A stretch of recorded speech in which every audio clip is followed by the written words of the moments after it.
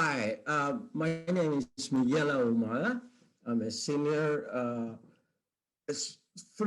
soft fruit specialist for a small consulting firm, Berry Solutions.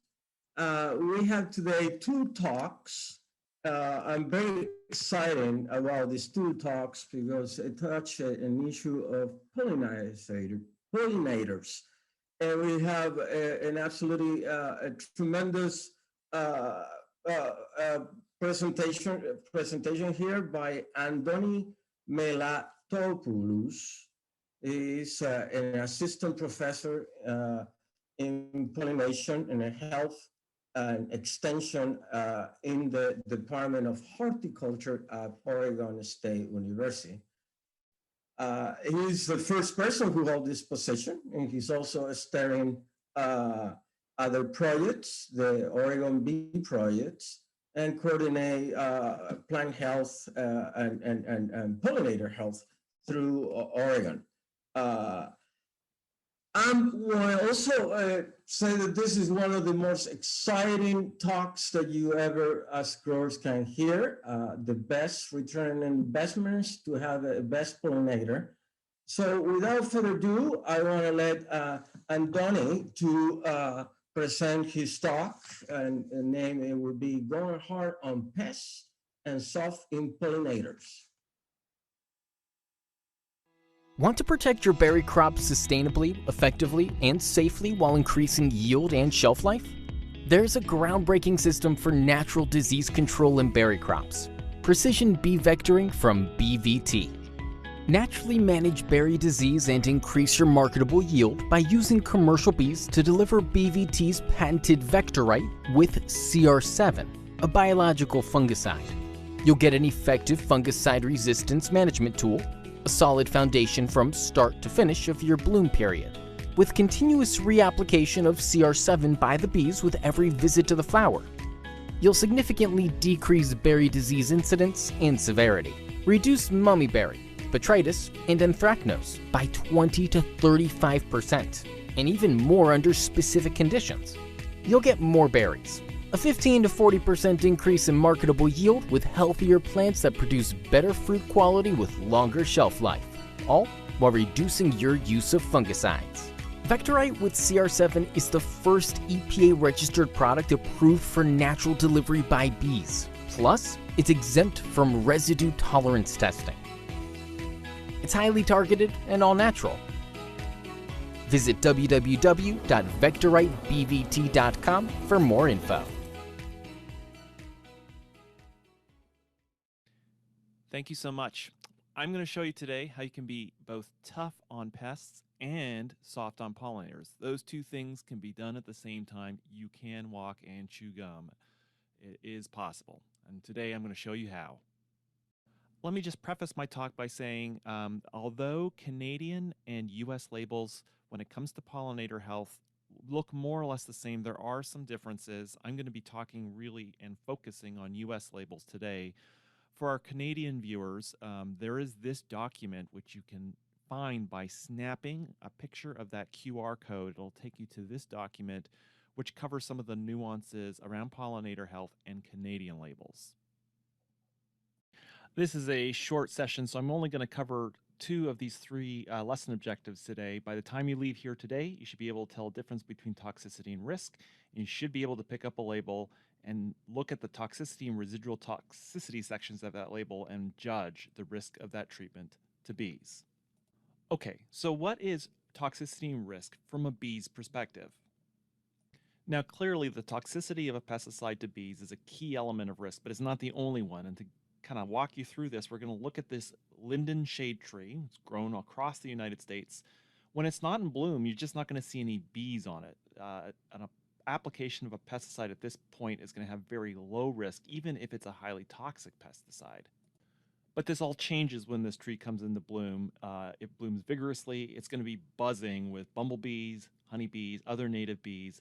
Any treatment with a toxic product at this time is going to be a very high risk. So a key element of risk is the bee's exposure, and exposure is largely driven by bloom, and when you have something like caneberries, very attractive to bees. Now, in addition, you have a lot of plants that are growing in your fields that have like dandelion or clover or chickweed, highly attractive as well. And so even if you're at a time of year when you're, in this case, these fruit trees are out of bloom, there's no way you can get an insecticide on these trees and not douse the clover. So this constitutes a high risk situation as well, even though the crop plant is not in bloom. Now, bee attractive bloom is the main source of exposure, but let me just highlight a couple of other ways that bees can be exposed. Some of our bees, or native bees, are going to be using things like leaf material or mud for nesting material. The bees nest themselves. If you spray the nests or the hives, that's another form of exposure. And finally, when it gets really hot outside, honeybees will go to pools of water, collect the water to cool the colony down. And so if you have any rinsate from your sprayer that has a toxic pesticide, that's also a source of exposure. Okay, now that you have a model for understanding risk, let's move to the pesticide labels. There's two elements on the pesticide label that I want you to learn today, and if you have those, it'll really help you in being able to judge the riskiness of a treatment. Now, all pesticide labels will have some kind of expression of the acute toxicity of that pesticide to honeybees. Acute toxicity is sort of the toxicity from a direct exposure, one-time exposure on the bees, and it typically looks like in this slide, some dead bees that have sort of accumulated outside the entrance of the colony. Here's an example from California almonds of a very, very high-level pesticide poisoning. A lot of dead bees on the front of the colony. A lot of them will be regurgitating nectar, twitching on the front. It's a very characteristic poisoning symptom. And this information is going to be captured on the label. Under the environmental hazard sections, you're going to be looking for the words highly toxic to bees or toxic to bees. And as you can see on this TriStar label, second sentence, this product is toxic to bees. Now, this information is supplied by the registrant of the pesticide. And so if they do these lab tests, and if very little amount of that pesticide kills 50% of the test population, it's going to trigger the word highly toxic to bees on the label. If you have to take the dose up higher, it's going to be toxic to bees. And if you take the dose up to a certain level and you're not seeing mortality, that's going to mean that when you look in the environmental hazard section of the label, you're not going to see anything. It's not going to make it, highly toxic to bees and toxic to bees won't appear on the label. Okay, so let's look at an example here. I'm going to show you three product labels, excerpts from the labels. I want you to tell me which product could you apply to a bee attractive crop during bloom, during the day when bees are active. So here are the three labels. They're excerpts from the environmental hazard section. Take a look for a minute and tell me, based on what you just learned, which one of these products could you apply on a bee attractive plant, high risk situation, full daylight, which one could you use? As you come up with an answer, I don't know if you have this capacity, but just type the product name in the chat. That'll be great.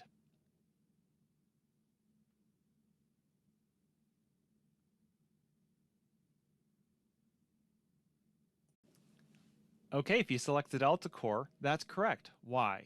Well, let's look at this. If you look at the environmental hazard section, this pesticide is toxic to aquatic invertebrates, oysters, and shrimp. Does it mention bees? No. Since it doesn't mention bees, registrant has supplied data, and you really have to take the dose of Alticor up quite high before you see any bee toxicity. Now, I just want to remind you there is another form of toxicity, chronic toxicity. That's where something is getting exposed multiple times, a lot of little nicks. And often this doesn't result in outright mortality, but for a bee, it's something like impaired foraging or increased susceptibility to diseases, which can be pretty fatal to a colony in the long term. Now, only until recently, registrants weren't required to generate data on chronic toxicity. This is happening now in the newer labels, but many of the older labels won't have any kind of evaluation for chronic toxicity. So that's something I want you to be aware of. The upshot of this is if you can, even if the product isn't labeled as toxic to bees, if you're spraying an insecticide and fungicide in a high-risk situation like this where everything's in full bloom, try to get those treatments, if you can, to 8 p.m. in the evening when the bees are back home. That will just give you an added layer of protection for those bees in your fields. Okay, let's move to the second part of the label that contains residual toxicity, and that's the toxicity that sort of lingers after a product has been applied. Now, the residual toxicity information on a pesticide label comes from a test that the registrants conduct where they basically spray a plot of foliage with insecticide and they harvest the foliage at various intervals. Here you can see at 3 hours. When you put honeybees on that foliage that have been sprayed with bifenthrin, they're all dead. By contrast with the cyanotroniloprol, which is also a toxic product, 3 hours later, the bees can walk on that surface and they look no different from the untreated controls. Now, the registrant will continue this test at various intervals. Here you can see at 24 hours. The bifenthrin is still toxic to bees. There's a lot of dead bees on the bottom of that container, but it's not quite as toxic. And so the residual toxicity is essentially the time it takes for that product to dissipate sufficiently that you're no longer getting this acute mortality. And the results of this residual toxicity test are translated into language that you'll find in the environmental hazard section of the label. The length of residual toxicity is captured in one of two phrases, namely whether the treatment is toxic to bees, actively visiting, or visiting the treated area. The critical qualifier word is actively. Over the next few slides, we're going to go over what actively means. But before I get into this specific residual toxicity keyword, I want to point out that some products have very specific statements of residual toxicity, namely a residual time, after which a product dissipates sufficiently. Take, for example, these Corteva spinosyn insecticides. They clearly state that the products are toxic to bees for 3 hours following treatment, indicating that if they're applied in the evening, after the bees return to their hive or nests, it will dissipate sufficiently for the next morning. Unfortunately, very few labels have explicit residual times. Instead, you'll have to interpret the residual toxicity statement in the environmental hazard section using these keywords. So if a product dissipates over the course of 8 hours, in other words, the time between a treatment at dusk until when the bees become active again, the label is going to indicate not to apply the treatment when bees are actively visiting the treated area. The key word here is actively. But if the product remains toxic to the next day, the word actively disappears. The product will be acutely toxic to bees when sprayed at any time when there's still attractive bloom left on the plant. And I also just want to point out some labels substitute the word visiting with foraging. This is all very tricky, so let's see how you did. So here we have an excerpt of the label from the Mustang Max label. We've already talked about the first part of the label, which has been grayed out. The very next sentence says, "Do not apply this product or allow it to drift to blooming crops if bees are visiting the treatment area." Question I have for you is, can Mustang Max be applied to a blooming bee attractive crop in bloom at night? So the application is at night. So based on what you've learned, read over that section and just put in the chat what you think is the correct answer.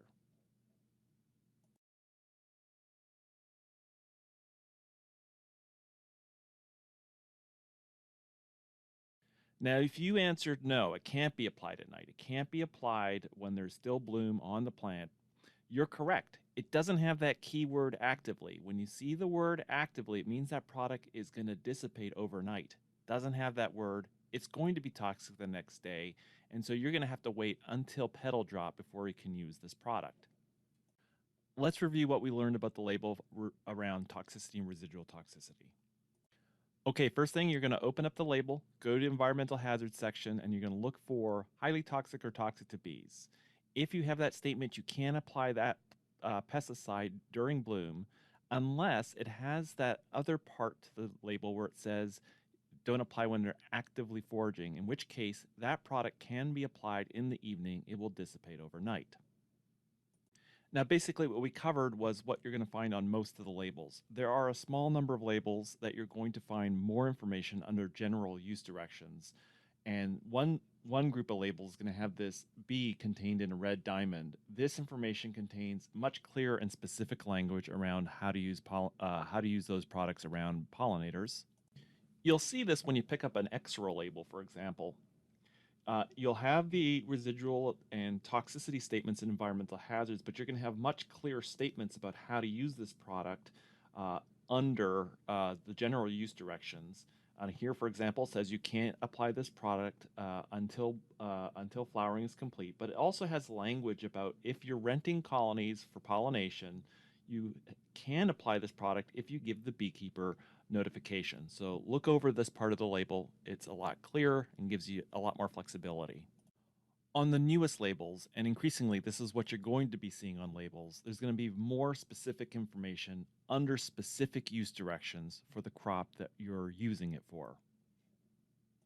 You'll see this very clearly on the transform label. Under environmental hazards, you have everything that we've covered. It's been grayed out here, but notice I've highlighted in red. It says go to the label directions to see specifically how to protect pollinating insects. And lo and behold, when you go there, you'll see you have different recommendations for caneberries, where there's no restrictions, as opposed to canola, where you see right highlighted in red. Do not apply this product at any time 3 days prior to bloom and until after petal fall. I want to conclude with talking about pesticide labels with a curveball, namely fungicides and tank mixes. A strange thing developed in California almonds a couple of years ago, where you can see here the honeybees are dying before they complete their full development, and it wasn't real clear what was going on. The mystery was solved by Ohio State University. All the products on the left can be applied, as you can see above, to honeybee larvae with no effect. Think insecticides and growth regulators like Altacor and Intrepid, but fungicides have no warning on the label. But what they found was when they mixed things like Tilt and Altacor together, they were able to elicit this response. And so we're really recommending at this time, during bloom, do not tank mix fungicides and insecticides. Well, it looks like I have a minute left, so let me take a quick moment to talk about some steps you can take to reduce poisoning for bees if you find yourself in a high-risk situation. First and foremost, have a proactive and regular conversation with your beekeepers. They'll come and move their colonies out and accommodate some of your pest management, but they'll be reluctant if you haven't really talked with them anytime until you reach a crisis point. So reach out to them early and often. Second, when you're placing colonies, don't put them right up against the crop like that image on the right. There's no way you can protect those plants and not, with an air blast sprayer, not spray the colonies. Set them back, and as you're going to hear in another talk I'm giving in the conference, it actually won't affect pollination if you have these bigger groups in these prime locations away from the crop. And finally, when you're coming into a period of high insecticide use, like with spotted winged Drosophila, even if honeybees are not in the area, make sure to mow down those blooming weeds because they're going to be full of native bees. Thanks very much, and stay tuned for the next talk where I'm going to be talking about hive quality and pollination.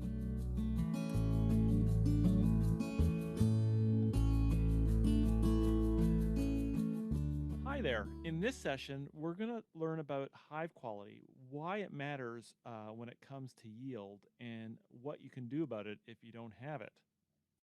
Now, just to begin, I want to make sure we're all on the same page of what a colony is. So in the chat, I want you to type in how many hives you're seeing in this picture. Is it 1 hive, 4 hives, or 12 hives? Go ahead and put your answer in.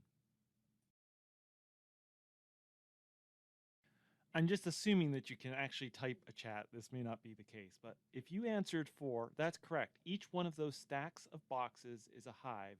And in fact, the size of those stacks can vary. You just count up from the base all the way up.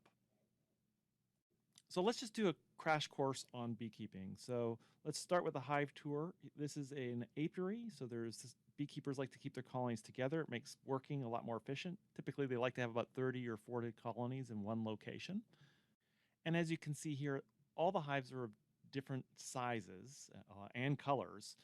But let's focus in on one of the hives. Let's look at what's inside that hive. We'll actually start on the outside of the colony to begin with. Everything's going to be on a pallet because it has to be moved by forklift. But there's a bunch of different boxes. Now, typically, the yellow and the pink box, the first 2 boxes from the bottom, are where the brood nest is. And above, any boxes above that is where the honey is put. Let me get into that in a little more detail. Let's split the boxes between the yellow and the pink box. Now, the yellow and the pink box is where the queen is confined. There's something like a Texas gate above the yellow box, so the queen can't get out, and we call this collectively the brood chamber. But when we look down, we see these frames, these wooden frames going lengthwise. Let's pry one of those frames out and see what it looks like. What you'll see is a bunch of bees on the surface of this frame. Let's actually just focus in. Let's get a closer look at those bees. Okay, so when you get in close, you're going to see this insect in the middle. That's the queen. She's circled with yellow. There's one of her per colony, and she lays all the eggs. All the other bees around there, except the one circled in green, are workers, and the workers are the ones that pollinate your crop. The green one is the drone. They make them periodically for mating. They do no work. They're just there for love. So let's use our wrists and shake the bees off. You get the beekeeper wrist shake and all the bees come off. And you can see on the surface there, in the middle, there's those regular sized domes. That's the nursery. And the nursery is really important from crop pollination standpoint because the reason they're going out to get pollen and nectar from your crop is to feed the baby bees. This is a close-up of what it looks like. Queen lays an egg. It's a little small sausage-like structure at the bottom of the cell that hatches out. The bees metabolize the pollen from your crop and they turn it into this milky food that you can see floating around that second instar larva. They eat that and they grow for the next 5 days, and then they spin a cocoon like a butterfly, and then they come out and you have more adults. And within 2 weeks, they're going to be foraging age and they're going to go to your crop and they're going to pollinate it. But if the colony is strong enough and there's a lot of nectar coming in, they're going to start to produce honey. And as I mentioned, they're going to put it up in that green box and any subsequent boxes above that. And the frames you can see here just fill with honey. So here's a close-up. They've taken that nectar, they've dried it down, they put a wax capping over the cell so that no more moisture can get in, and then they basically live on that store for the rest of the year. And that's why honeybees are the only bees that are active during the winter, because they've actually stored up the flowers in the comb. That's why they call them honey bees, as opposed to the 4,000 or so other species in North America, which aren't honeybees. They're some other kind of bee. Okay, now that we're all on the same page, here's what I want to get done today. I want to talk about stocking rates and why you can't maybe get yourself out of a pollination problem by just putting more colonies in, how you can assess colony quality, and then the consequences in terms of yield. I want to then circle back and talk about hive placement, how to place hives around fields, and then I'm going to talk about next steps of some of the research that we're doing. But let's begin with stocking rate. Is there limits to how many colonies you can put in a field? Now, a lot of what I'm going to talk about today is talking about blueberries, but it applies to other berry crops as well. We used to think what the stocking rate should be in a field. But recent research is kind of showing that we can actually take stocking rate higher, and it's profitable, as covered in this episode of my weekly podcast, Pollination. I had Matt Arrington on, who showed that in Duke, you can take the stocking rate up to 8 hives per acre and still get increases in yield, and actually it's profitable. But particularly in blueberry, we're seeing signs that these higher stocking rates may be problematic. One of the big problems that we're hearing specifically in blueberries is that beekeepers are increasingly coming down with this disease during pollination. So you can see the larvae have died. It's called European foul brood. It's a real big problem, and beekeepers are getting a little bit wary about increasing their stocking rate in fields for fear that it may bring about these infections. Here you can see a graph. On the y-axis, we have the severity of this disease, 0 being no disease, 3 being really bad. At 4 farms in 2019 and 3 farms in 2020, you can see the beekeepers are coming into blueberry pollination with very little levels of this disease, but they're coming out with quite a bit of this disease. So they're very wary about increasing stocking rate because they fear that this is going to spread the disease even further. This got us thinking about, what about not increasing the number of hives, but the quality of the hives coming into pollination? This work was led by an undergraduate in my lab, Kennedy Grant, in cooperation with Lisa DeVetter at WSU, and we also worked with Peerable Crop Management to collect the data in the field, and this work was supported by the Oregon Blueberry Commission. Now in Oregon, we have a guide to crop pollination, and in it, for berry crops, we specify a minimum of 3 hives per acre, and those colonies, they should have 6 of those frames covered with adult bees and 6 frames with some brood on the frame. And a proxy that is in this guide is that there should be 100 bees per minute returning to the colonies, when you're above 65 Fahrenheit and it's not that windy. However, when my colleague Lisa DeVetter went to 18 different blueberry fields in 2014 and 2015 and looked at the rate of bees coming back to the colonies, and you can see here the axis goes to 100 bees per minute, not a single one of those, the average return rate, met that threshold. And that was a little bit concerning that maybe the colonies coming into blueberry pollination weren't strong enough.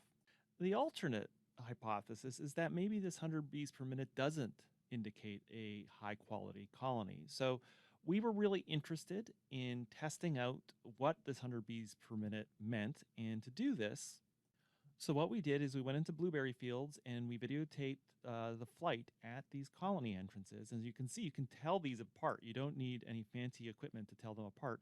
The one on the left, it turns out to be 97 bees per minute. That's what it's supposed to be according to our guide. And the one on the right, 27 bees per minute. We then went into those colonies and saw how many bees were actually in the colonies. And lo and behold, it wasn't what we expected.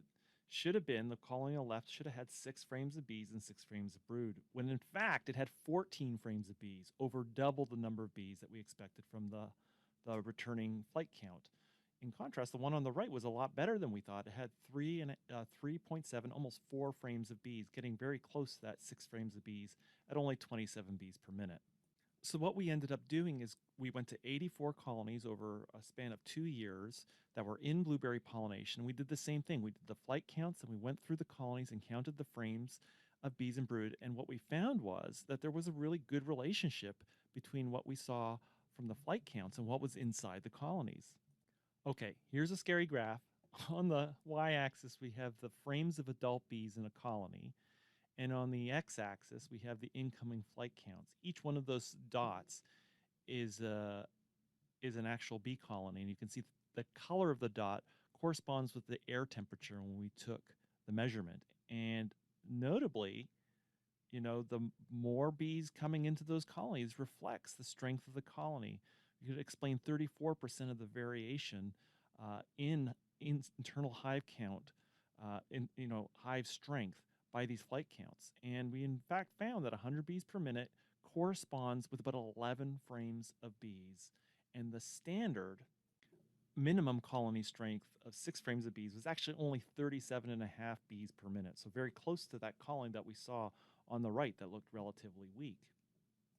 So when we take this back to Lisa's original study in Washington State, you can see at least in 2014, many of those blueberry fields had colonies that were above that minimum indicated there on the hashed mark of 37.5 bees. There were a lot of fields, and in the second year, fewer fields, a lot more fields that weren't making that grade. So it did raise the question for us, what about hive quality? What if you demanded from your beekeepers to bring in stronger colonies? Would you get a yield increase from that? Now, embarrassingly, this work is also done in blueberries, but one thing that's really interesting about this study that I'm about to talk about is the way that we graded hive strength was by this flight entrance count. So wouldn't that be cool if you could drive around and look at the entrance counts and be able to say, these colonies are really great, and know that you're going to get a yield increase? So the way we did the study is we selected commercial fields from around the Willamette Valley. They were all at 4 colonies per acre. And we got an average flight count of the colonies that were placed at those fields. So we'd choose 10% of the colonies at random. We'd videotape the flight entrance count. And then we would go back and get things like the fruit set and fruit weight and fruit counts to be able to see if there's a relationship between that flight entrance count and yield. To my delight and astonishment, here's what we found. On the y-axis, we've got yield estimate in kilograms per hectare, which is roughly, pounds per acre. And on the y-axis, we have the incoming flight counts. Now, if you go kind of a quarter way up between 25 and 50 on the y-axis, you see a hashed line. Remember, that's what a 6 frame of bee colony should look like. That's the anticipated flight return rate. Now notice a couple things. Most of the fields are above that hash line, so they're above that minimum, and there seems to be quite a bit of yield increase when you go above that minimum of 6 frames per bees. And you get those stronger colonies. You can see our biggest yield came from a colony that was way on the other end of it, above 100 bees per minute. And so we saw this significant relationship, and we didn't see any effect of year or cultivar. So regardless of people know there's cultivar differences. Duke, tends to have less pollination problems than Liberty, but when you get to these really strong colonies at 4 colonies an acre, it seems to smooth all that out. It's kind of remarkable. Now, I will say this work is part of Kennedy's thesis, and it has been submitted to Peer J for review. Hopefully it gets through. So hopefully coming to a peer-reviewed open access journal near you. Okay, so hive strength seems to matter. What about hive placement? I mean, there is a philosophy out there. If you spread the hives all over the field evenly, you're going to get better pollination. Is that true? I mean, here's what I'm talking about. Both these fields have 4 colonies per acre. You can see the little blue pin is where the colony's been dropped. The place on the left has a lot of colonies in 2 spots. Real convenient spots, easy to get around. As opposed to the place on the right where there's a colony drop, every 10 meters or so, there's another colony drop. Is that place on the right going to get a yield increase because of that effort of spreading the colonies out? Now, we saw a lot of variation in the field. So anywhere from fields like you see on the left, which had 4.7 colonies per drop point, to ones on the right, which had 39 colonies per drop point. And although we saw a trend, colonies that were dispersed had a little bit more yield, that increase wasn't significant. And the thing I want to point out is for a beekeeper, the situation on the right is way better.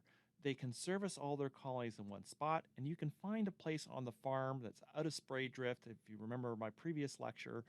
And so we really think that there, at least in blueberries, where you don't seem to get this huge yield increase, the benefits in terms of just beekeeper relations of the situation on the right far outweigh the benefits that you're going to get from yield, which seem to us to not be significant. Okay, let me conclude with some next steps. Based on this real promising research we've had, how can we kind of take these results and translate them into something that's useful for you to use on your farm? The very first thing we're doing is at the OSU Extension website, we're building an image gallery of hive strength. So where we've got videos, we actually tell you what the hive strength is. And I believe that most of you can eyeball this. With a little bit of training, you don't have to watch a video. You can actually eyeball it.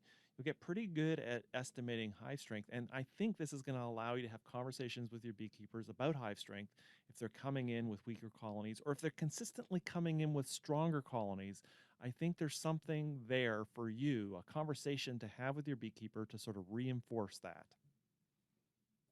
Because berry pollination, when it comes to a beekeeper's perspective, is in some ways not the biggest pollination market.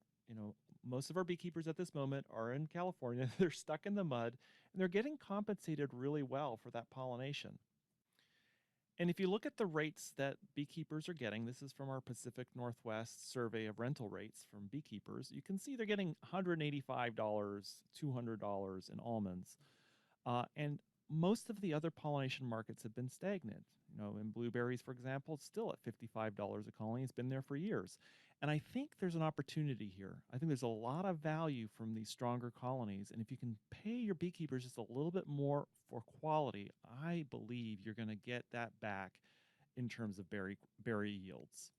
The discussion about hive quality is best accomplished, I think, in kind of meetings like this, where you have the extension agents, the crop consultants, the growers, the beekeepers, all in a room to discuss pollination and all the factors that go into successful pollination. And in the case here, we have as I'm describing with clover seed, we produced a nice little card in conjunction with the Oregon Clover Commission and came up with various things that really kind of result in really successful pollination, including hive strength. So sitting down with the industry and saying, listen, coming in with 2 frames of bees is completely unacceptable, and we really would like to see 7, 8 frames of bees coming into our crop. The other place that this research is tending, it's sort of been transformed into a new SCRI led by Rufus Isaac, Lisa DeVetter also, and Rachel Mallinger at University of Florida, and myself.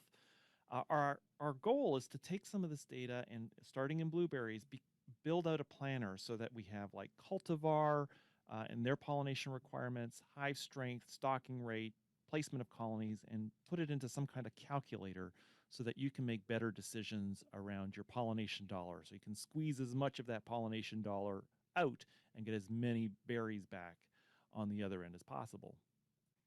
All right, well, let's end with finally a caneberry flower, and not even a honeybee. We have a mining bee, one of our, I believe it's in the genus Andrina, one of our native bees. Well, thank you so much. I do want to thank the Oregon Blueberry Commission, Purebolt Crop Management, also the growers and beekeepers for helping with this research. And I am looking forward to the application of these findings to your crop, which is magnificent and wonderful and so much more friendly to bees than blueberries are. Last talk of the conference. Hello, everybody. I want to know if everybody's awake. And I want to say to Rufus producers that the presentation here, although talk about blueberries in the most, it's absolutely fit into my experience in raspberries mainly. And again, what a best way to evaluate the hive. So questions of the audience, let's see, we've got some. Very quiet. Well, I have a question, Adoni.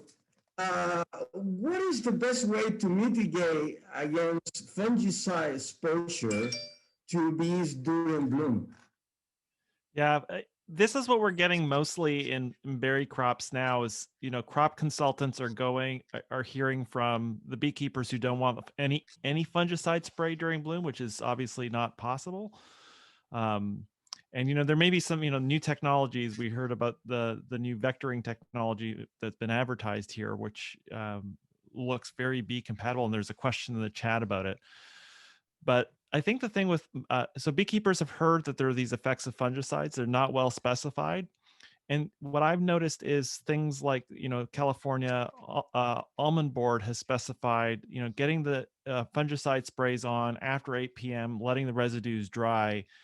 And I haven't seen a research on dried residues being less, having, coming into colonies less, but I think that might be one way to kind of talk with your beekeepers. The research is still outstanding, so there's uncertainty. So that can cause some people to be really, really nervous about beekeepers to be really nervous about fungicides. But that's how some industries have dealt with this issue. I see. Let's see if we have any. There's a bunch in here. Yeah, but I have a couple questions. We got, in California and in general, raspberries are growing under tunnels. And this put a different constraint for bee activity. So we do spray the hives all around because now we have a barrier that is this plastic. And also, how we could mitigate a little bit the issues of bees getting a stuck in the plastic because the UV light orientation in November and December became really low, and it seems like bees don't find their way out of the tunnel. Yeah, honeybees don't like tunnels very much, and as any of you who are growing crops under tunnels know, you get good pollination on the edges, and the centers tend to be fairly poor. I think tunnels are a good opportunity for other bees. So I know like some of the berries in California are being pollinated by mason bees. Mason bees used to be pricey. They used to be expensive, and leaf cutting bees. Well, leaf cutting bees were always cheap, But mason bees, the price is coming down. They're starting to automate. They have a lot more supply than usual, and they really don't care about flying under a tunnel as much. So they might be a better bee in some situations where you're just not getting, full yield. Hmm. Um, well, We I got a have, question here. I see one. We got a question from, okay, yeah. I don't see it. I don't know why, Well, it but says here at the top that says, uh, besides honeybee hives, we also purchase bumblebees. Over the past few years, the amount of bumblebees seemed to not to be out and effective. I've contacted the company and they say the boxes should have been the correct amounts. What's happening? It's a great question. And the thing that I think with bumblebees, it does, it is good to talk to your the company supplying them. And for people who don't know, you can buy bumblebees that have been reared, and they come to you in typically 4 colonies to a quad. They're typically a little bit more expensive per acre than honeybees. But I've noticed, I've worked in low bush blueberry, and I've noticed that sometimes those colonies, their workers are not working that hard. It takes them a little time to get used to the crop. And I think working with your rep to just figure that out is important, because I've seen situations where large companies invested a lot in bumblebees and they just have not been performing like they want them to. And if you're paying good dollars, you should have the consultant come in. I mean, you should have the company come in and work that problem out for you. Great question. um, there is a question, say, per acre. Okay, nice work. I thought an optimum high count for blues or frame. Well, you talk around the 6 to 8 that it might be, and variety difference. You mentioned that it might be some varieties even might need more. Um, we got another question here from John Qualignano. Will level for toxicity also begin to address non-bee pollinators?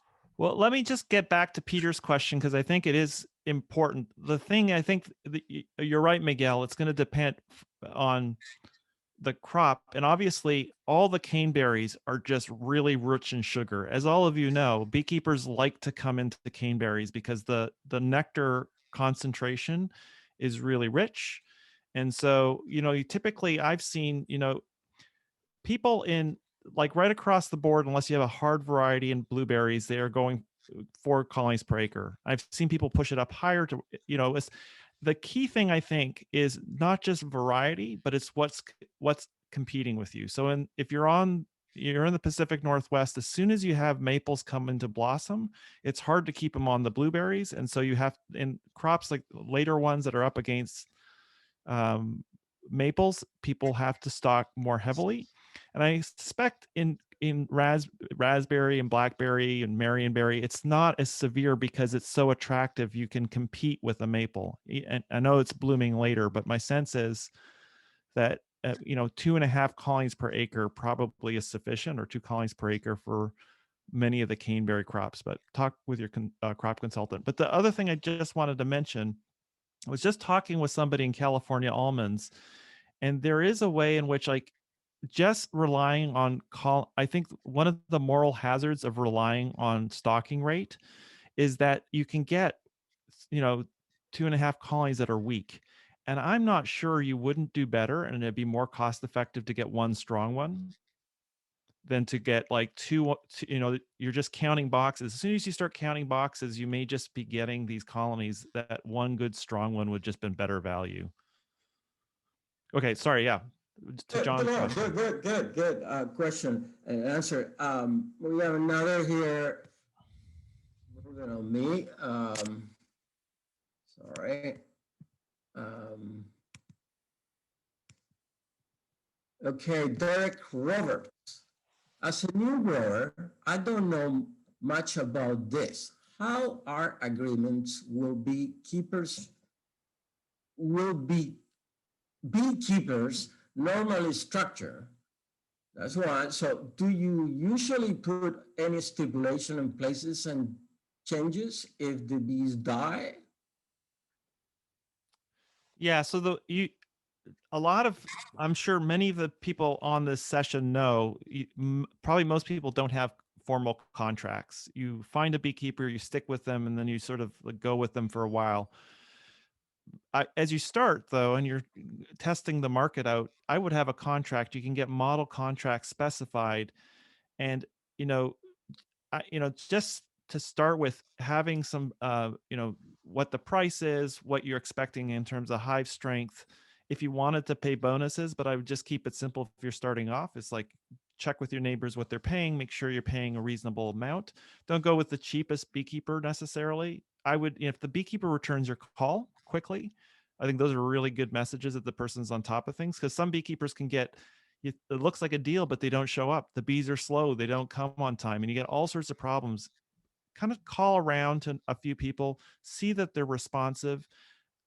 Maybe start with a contract until you're settled with somebody, and have penalties in place. If, you go through the colonies and you find that there's a bunch of dead colonies delivered, and that can happen, have that in the contract. I'm not paying for anything doesn't meet the minimum grade.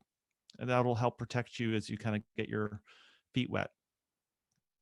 But Is any repercussion if you have bees in your field and it die because poison? So is the bee contract for the beekeeper side will demand that you keep this strain that he delivered? You know, yeah, in other ways, obviously you want to follow the label, because that's a different set of problems. And so, because a beekeeper can have colonies die for all sorts of reasons. I was talking about the example in blueberries where beekeepers start to come down with these diseases. Unclear how it's related to the crop and its responsibility, but I think that the more important thing is just to make sure that the colonies coming in are good, because you can have colonies that are dead on arrival, actually. you're But right. John has the question: will labeling for toxicity also begin to address non-bee pollinators? And I will say that EPA has updated their risk assessment, which is going to help you as growers. It's not just a hazard assessment now. You're going to see, you saw how canola had labeling, but another, caneberries didn't. And they're starting to build in other bee pollinators, but not the beneficial insect data package. I'm a little less clear on. I don't know what goes into that, and I don't know. You don't often see beneficial insect statements on labels, so not yet is the answer. Okay, another question: does increasing colonies per acre, have same effect as having a strong colony, 5 versus 4?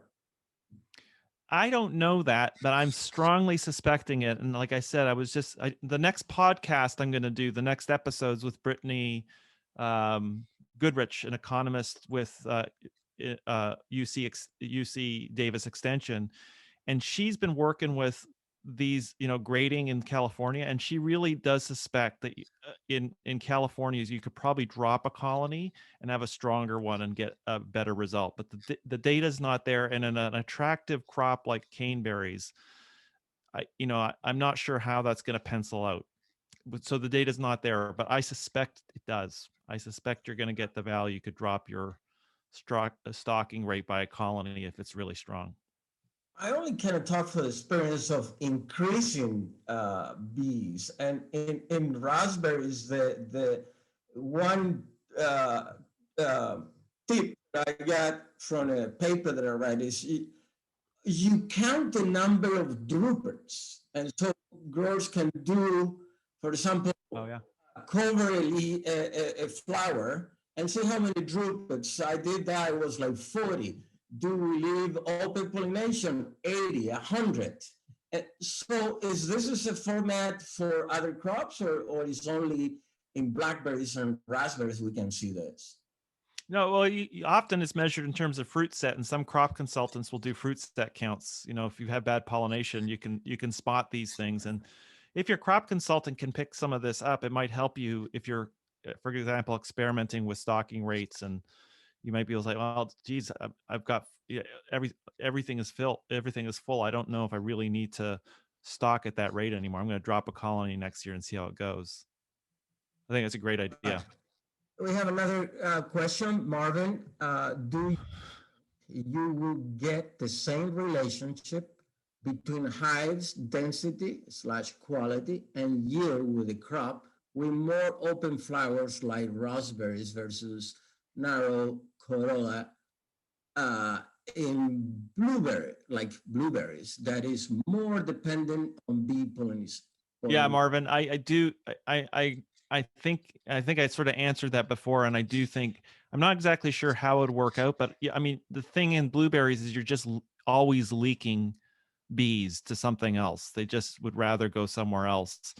And in caneberry, that's not going to be the case. Question is though, like if you already have a lower stocking rate than blueberry, the question is whether you could, even come down a little bit lower with some good strong colonies.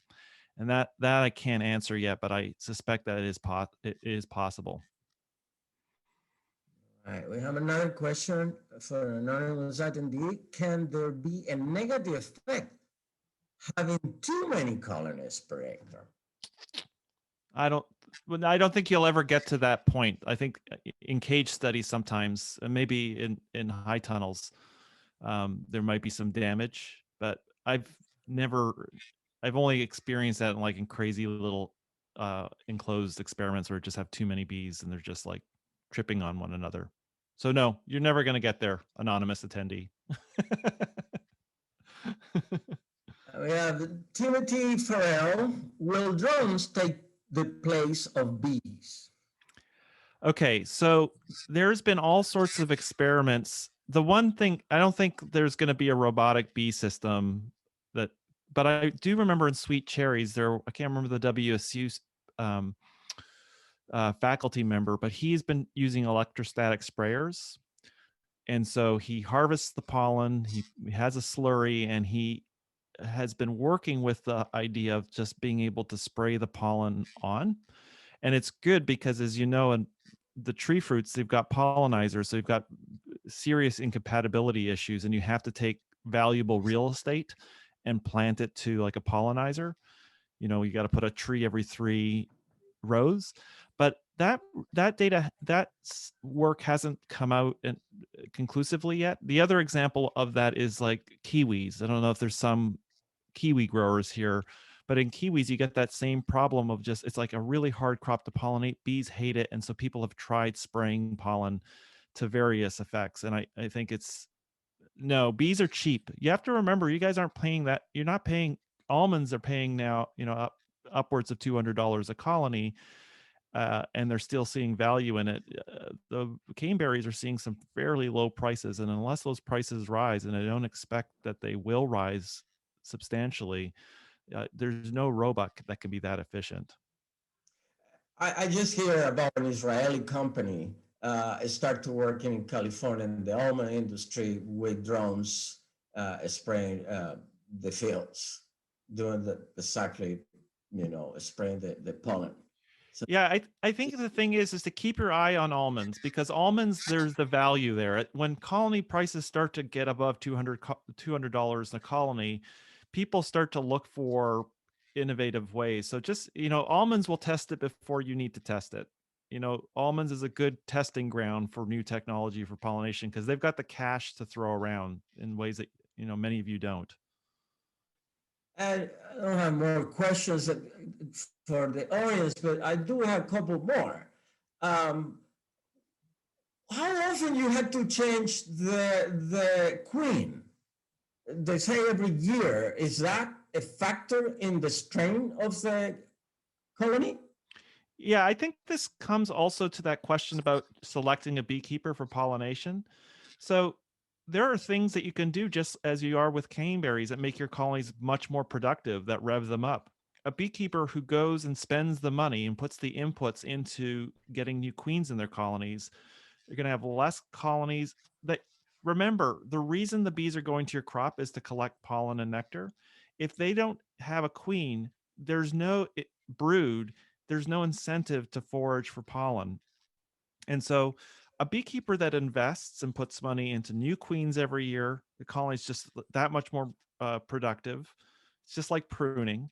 And, beekeeper that invests in making sure the colonies are coming in right, they're going to pollinate much more effectively. And so it matters, actually. It matters. A beekeeper that's intensively managing their colonies and evening things up. You can tell a beekeeper that doesn't know what they're doing or has gotten too overextended, because you go to the colonies, they're up and down. One's low, one's high. A good beekeeper is going to come into pollination consistently. Colonies look even. They come in on time because they're managing them. They're really, spending time and putting that money that you're renting into inputs in that colony. I have one more question. What you would do if you don't have the bees going in the tunnels? If there is any attractants? I hear from the Netherlands people using 1 kilo of sugar for 4 liters of water and spraying really?